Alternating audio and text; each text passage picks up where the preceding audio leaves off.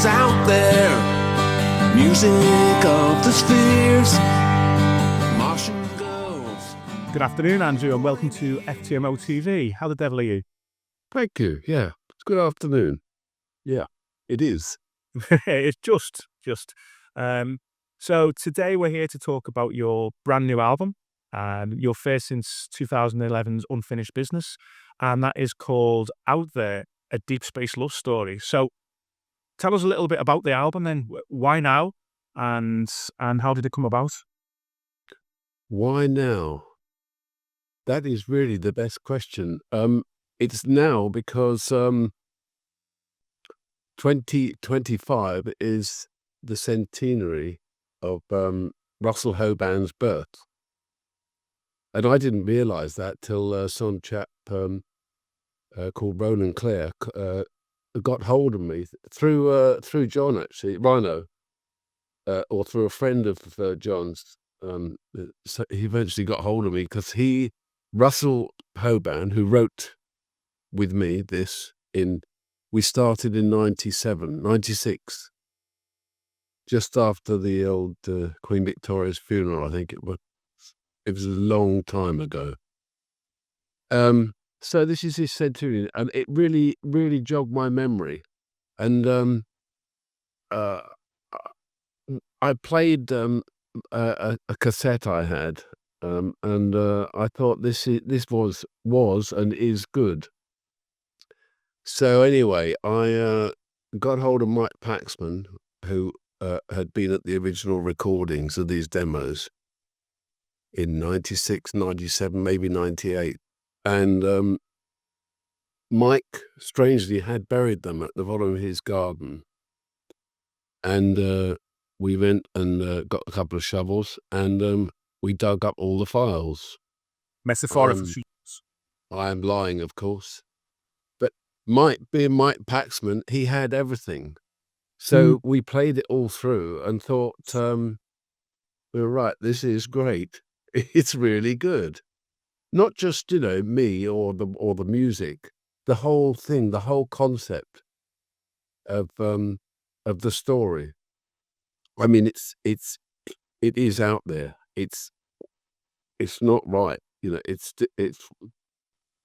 different. It's got some wild moments. It's got some pretty wild moments in it. Yeah, there are plenty more to come as well. I mean, part 2 is beginning to hurt, but it's on its way. So we cracked on, and we spent quite a lot of time, and had to get it out this year because it was centenary. I mean, we don't expect to be number one in the Christmas rush. I think there are probably other things that people would find more important. Like Noddy Holders, PRS, and things like that. But you won't go there. So we're going to do some work on it in January, and I hope this will help. Because really, it's, in our view, it was always a dream. But it was a pretty realistic dream. This is a film. It's a big film. So if you personally know Steven Spielberg's mobile, do you know that at all? Have a check. Bob might have it. No, that would help big time.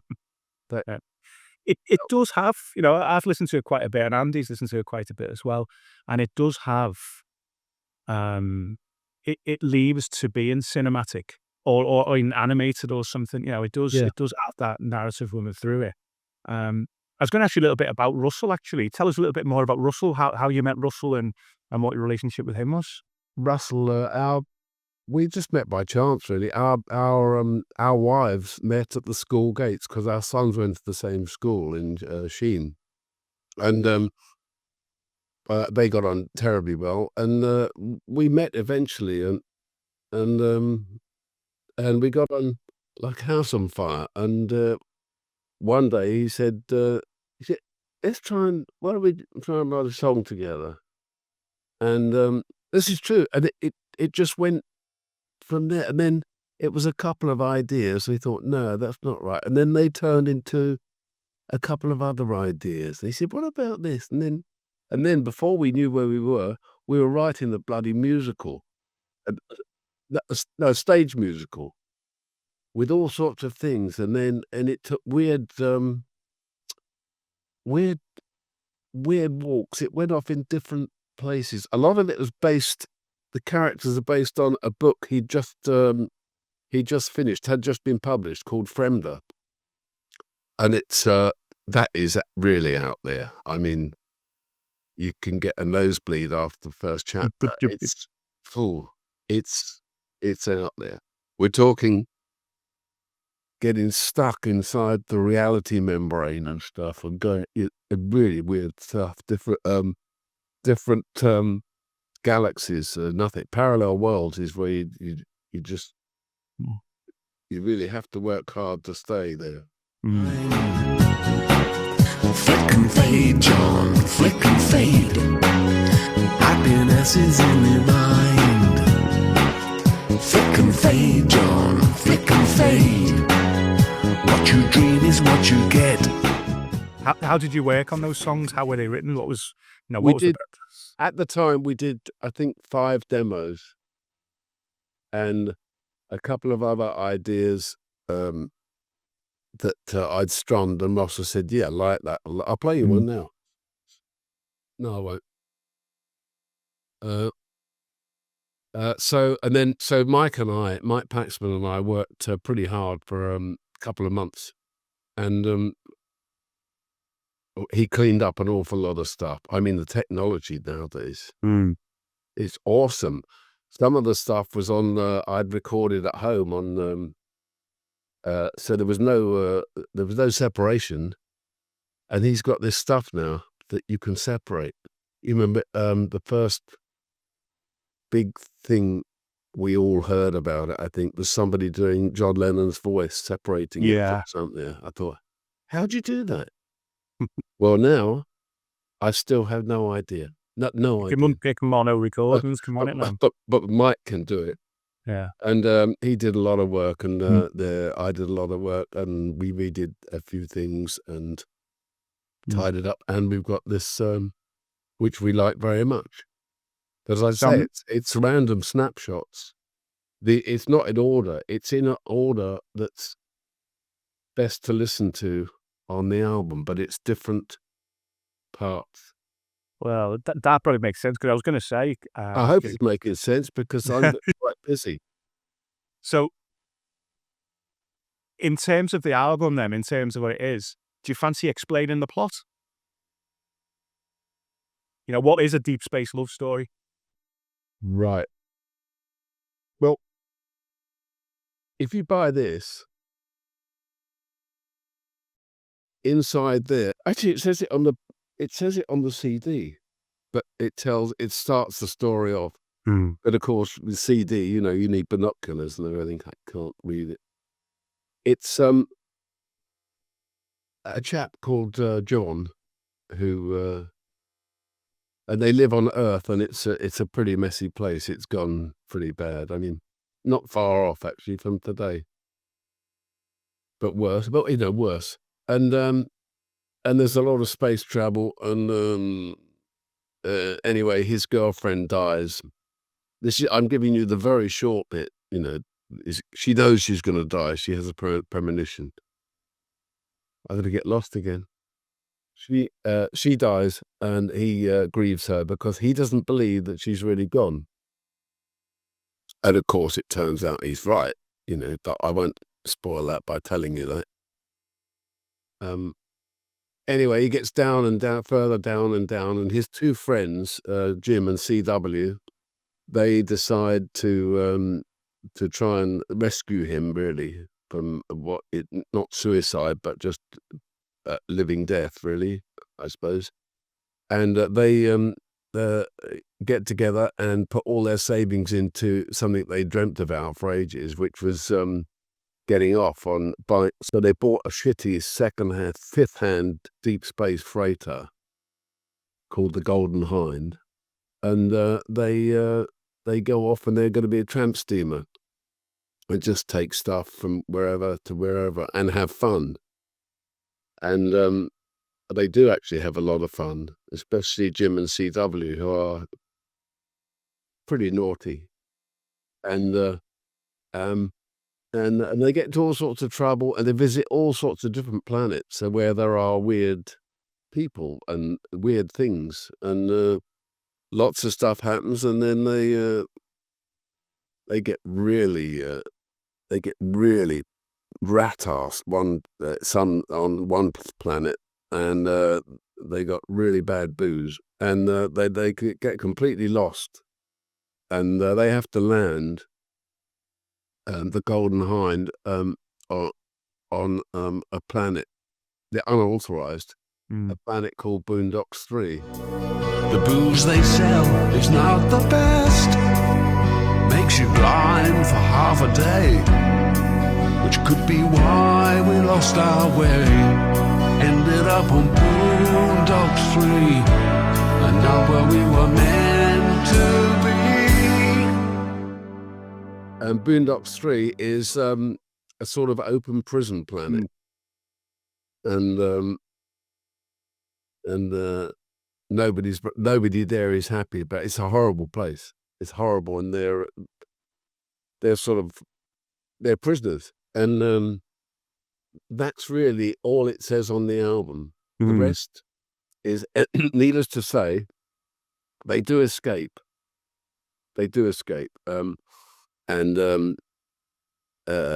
Well, I can tell you because I know you're not going to tell anybody else, right? It's completely between us. But the Golden Hind gets blown to bits, but John survives. Weirdly, huh? Is he dead or alive? Long story, but he ends up in a different galaxy, in a parallel world, with his girlfriend Serafina. So we find who's out. actually turned into someone different called Elusha, but I won't spoil it. Is that for part 2? Yeah, it's part 2. I don't know the way it's going. It might be a part 3, but I think probably part 2 because I haven't got very long left. I'm nearly 100.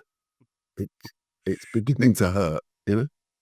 There's some really great songs on this. I think there's a Black Hole called Regret is a really, really great song. The lyrics are fantastic, aren't they? Oh, I mean, brilliant. it's a worry, that song. There's a black hole called regret. It's 1,000,000 miles wide. Some people cruise right by it. Some end up deep inside. I didn't write the lyrics. Russell wrote the lyrics. I wish I had. Yeah. I think that's an amazing song. It's almost Thank you. Cohen-ish. Yeah. It's great. it is music to slit your wrists by, isn't it? Yeah, but you've also got Frogs and Owls, which is probably the opposite. So tell us a little bit about Frogs and Owls. Now that's one of the weird planets. I mean, what's one of the weirdest. All the frogs want to do is shag you. It's really different. I mean, how are you going to stage that? I don't know, but that's up to production, isn't it? So was that written during I was going to say quite a long session on the grape? What was the influence for that song? I don't know. Frogs and Owls. Russell gave me this, and I looked at it. I thought, "But this is what?" And then you think, "Well, where does it go to?" Anyway, no, I was completely sober, and I did that vocal. I recorded a few things, and then I just put that vocal on at home on an Iowa. I think it's an Iowa 6-track or 8-track. This a long time ago, and because he couldn't improve the voice, he couldn't separate the voice, and I tried to do a couple more vocals on it, and they weren't as good. So we decided to use that voice because, in effect, he was on an intergalactic telephone at the time. So, hey, use what you got. You know what I'm saying? So that's why we kept that vocal sound and that performance. So that was from the original demo, that vocal. Yep, that was recorded Stone Cold Sober in Barnes, yeah. Frogs and owls, cigarettes of ice. Quite a strange planet, really very nice. The frogs are 10 feet high and furry. Every one a prince and in a hurry. Which takes us on to a couple of the guests that you have on the album. That's a beautiful stuff. Yeah. So John's on the album, obviously, playing bass on some tracks, and Judy's on the album too. John, great drumming. Great. Bass. Yeah. So were those parts added later? Was John and Judy's contributions later on, or were they on the original recording? Jude put a vocal on what was quite a sparse demo at the time in the bunker. I mean, Big Ocean Studios in 97, 98. That's from there. John's stuff was all recent. Yeah. Yeah, he did Flick and Fade quite a while ago, but yeah. Okay. Great bass player. Yeah. He is the only one in Quo that actually has complete control over his instrument. He's the only one. I'm serious. The only one who's ever really been able to play his own instrument properly. Yeah. He's on the road at the moment, and he's. I hate him. Yeah, I hate him. So, in terms of the album, and obviously the album's come out with Quo being off the road at the moment on a temporary stroke permanent hiatus.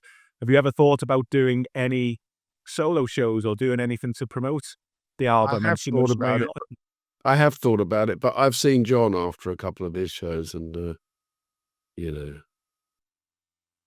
it's such hard work, and I'm not sure that anybody would want to see what I would want to do. Yeah, I think they would. I think there's an audience there. But I did a ballpark sum the other day, and I have played or mimed Rocking All Over the World in excess of 5,000 times. So, I mean, it's amazing that I've still got fingers on the end, isn't it, really? They're not, worn out. So, I think, and I started when I was just 17, I think. So, I think 62 or 64 years on the road. So, probably not, no, is the answer. I think unless you come up with loads of dough, in which case I'll think of something.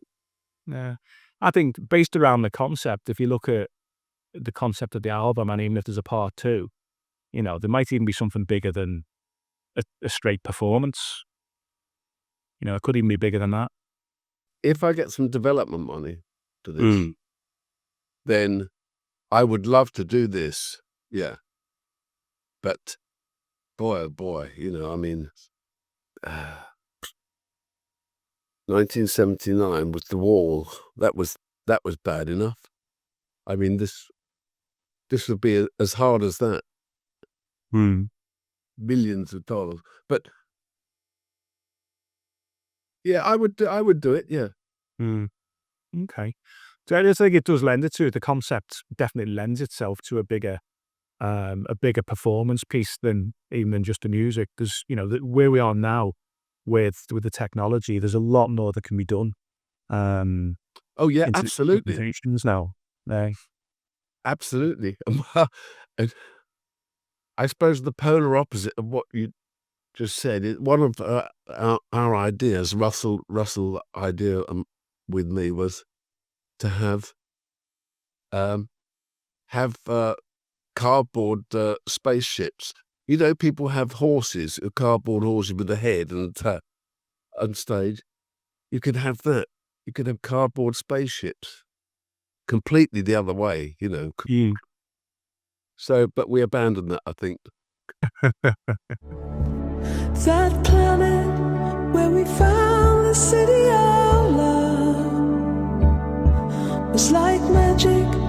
Every word we you said was true. It was the place where you found me, and I found you. When was the last time you did anything solo? Actually played solo? Somewhere like Columbus, Ohio in 1972. There's no burning desire to get out there and do it again. Well, it was fun. I mean, it was good. I did a lot of work there, but I didn't really know what I was doing, and I still don't actually. I never had that sort of look. It's worth looking at me. I never really thought like that. You need to be consumed with it, like people like Springsteen, and they're consumed with being, that's how they do it. They start off, I'm going to be this, and I never really, I sort of lacked that really. Maybe You certainly got the songs. No, you certainly got the songs throughout the solo catalogue. And with the last two songs, albums. that's different. That's different. I could do that by myself, but Yeah. and yeah, I've written. But there you go. You see, I don't know. I suppose I've recorded about 300 songs. I only like about 10 of them. No, seriously, I'm only really proud of probably less than 10. Okay, well, what are your top couple then? What are top of that list?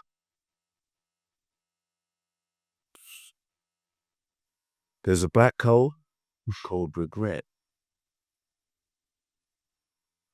I'm proud of that. That's a great song. Yeah. That's a really great song. Rubber Gloves done well for me. Rubber gloves will save the day. Rubber gloves, the only way. Everything you find to love. The kitchen sink and the rubber glove.